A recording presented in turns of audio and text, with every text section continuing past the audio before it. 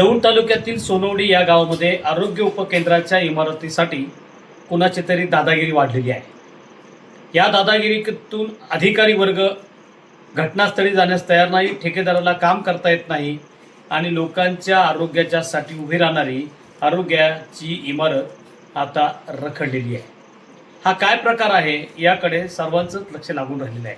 खरं तर दौंड तालुक्यामध्ये आमदारांना आरोग्य दूत नावाची उपाधी त्यांच्या काही कार्यकर्त्यांनी दिली।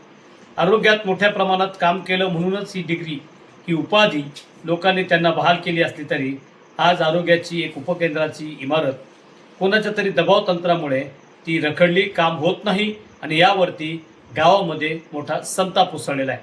गावचे माजी उपसरपंच अमोल पवार हे आता आपल्याशी संवाद साधला। त्यांनी सांगितलं की या घटनास्थळी अगोदर या घटनेला जागा नव्हती म्हणून त्यानं पाठपुरावा करून जागा मिळवली, जागेतून निधी मिळवला, निधीतून टेंडर झालं, टेंडरमधून ठेकेदार आला, ठेकेदारानं घटनास्थळी आणून साहित्य टाकलं, पण इमारतीचा आराखडा तयार करताना घटनास्थळी आलेल्या अधिकाऱ्यांना कोणतरी आरेरावी करतंय, कोणतरी दादागिरी करतंय आणि ही दादागिरी दौंड तालुक्यात होते। हे सगळ्यात विशेष म्हणजे आता शोध मोहिमेचा भाग बनलेला आहे। या तालुक्यातील आमदारांना जर आरोग्य दूत म्हणलं गेलं असेल तर आरोग्याच्याच इमारतीसाठी या आरोग्य दूतांच्या कार्यक्षेत्रामध्ये ही अडचण कोण आणते, ही खऱ्या अर्थानं आता एक मोठी शंकेची सुई सर्वत्र चर्चेचं उधाण उभं करते आहे। म्हणून आपण अमोल पवार यांच्याशी संवाद साधणार आहोत। पहा अमोल पवार काय म्हणतात ते। नमस्कार, मी अमोल संजय पवार, माजी सरपंच सोनवडी। आमच्या सोनवडी ग्रामपंचायत हद्दीमध्ये आरोग्य उपकेंद्र होण्यासाठी मी विशेष प्रयत्न करून जागा मिळवून दिलेली आहे। तर सदरच्या जागेमध्ये सातबारा नोंद झालेली आहे।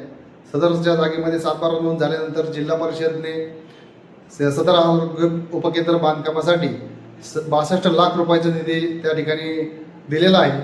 सदर 62 लाख रुपयाचं काम चालू करण्यासाठी जिल्हा परिषद व पंचायत समितीतील बांधकाम विभागाचे अधिकारी यांनी या ठिकाणी जाऊन ठेकेदाराला सदर कामकाजाचे लेआउट आखून देऊन काम चालू करण्याची प्रक्रिया केली पाहिजे। परंतु सदरचे अधिकारी कुठल्या तरी राजकीय दबावाखाली असल्यामुळे सदरच्या कामकाजामध्ये सारखे वारंवार टाळाटाळ करण्याचा प्रयत्न करत आहेत। त्यामुळे हे काम जर झाले नाही तर सोनवडी गावातील जनतेच्या आरोग्याचा प्रश्न देखील या ठिकाणी मोठा उद्भवणार आहे। ज्या आरोग्याच्या प्रश्नासाठी गेली 50 वर्षापासून सोनवडीमधील जनता झुंजत आहे तेच या ठिकाणी पुन्हा पुढे चालू राहतंय का, हा देखील प्रश्न माझ्यासारख्या सामान्य कार्यकर्त्याला पडत आहे। धन्यवाद।